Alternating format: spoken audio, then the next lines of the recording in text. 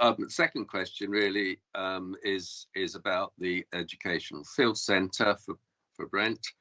I understand Thames 21 would no longer be continuing to support the Welsh Harp Environmental Education Centre after the end of this month because they've been operating at a loss. And I just wondered why Brent Council hadn't been able to help Thames 21 because with some financial support, it does provide a vital opportunity for children to spend time with the local nature, particularly important for children living in high-rise developments with little greenery around, if any.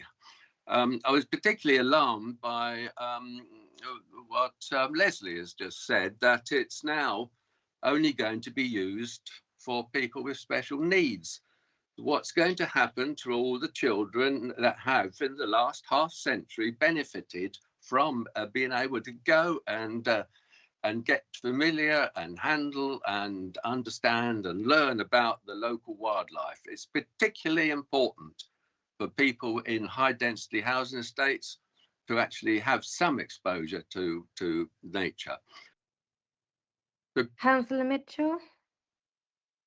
Yeah, thanks, Chair. I'm sorry if I missed this, Leslie, but John's question about the Welsh Harp Environmental Education Centre, are there any plans for us to ensure that young people sort of more broadly can still receive connection with nature or sort of environmental education? Did you respond to that, or did I just miss it? I'm just asking because as a councillor in Welsh Harp, that's definitely something that we were concerned with and asked questions about in the past as well. In relation to that, yes. Yes. In relation to that, yeah, as I mentioned, the centre is primarily intended as a special educational needs centre, so that will be in use during the curriculum time, and there's been it looks like that will be fully utilised.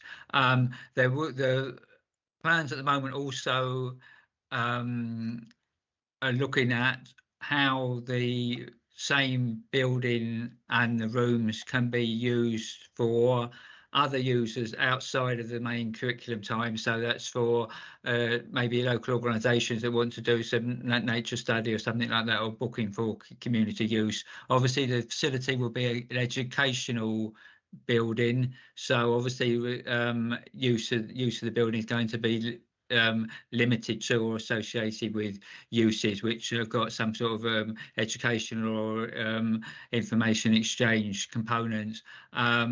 So that's the plan at the moment. There's the existing Portakabin buildings are in very poor state of repair. And if there is a replacement in terms of a new building, then that would be a huge asset to the Welsh Harp area. Okay, and maybe we could pick that up, Leslie, as well, and Councillor Sheff.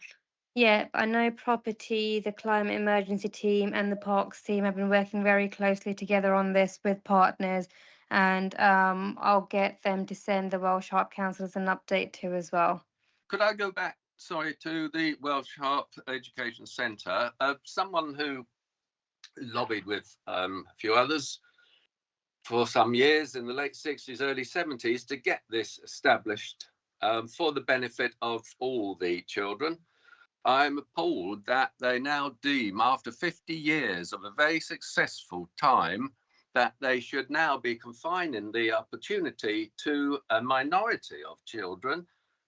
I'm not saying they haven't got very important needs. Of course they have, but it means the majority of the children would no longer have proper opportunities to learn about nature like several generations before them have. Why? Unfortunately, Leo, Thames 21 nor the council could put in any further funding than we already have.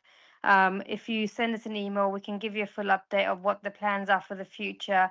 And of course, we will try to ensure that students in Brent, young people, have as much possibility to get out there and learn about nature. But it can't be that much of an expense to help out. Unfortunately, Leo, budgets 21. are stretched, and the council have tried. Not that stretched that you can't find enough for an important function like this. I think it's appalling. Thank you for your feedback. Absolutely.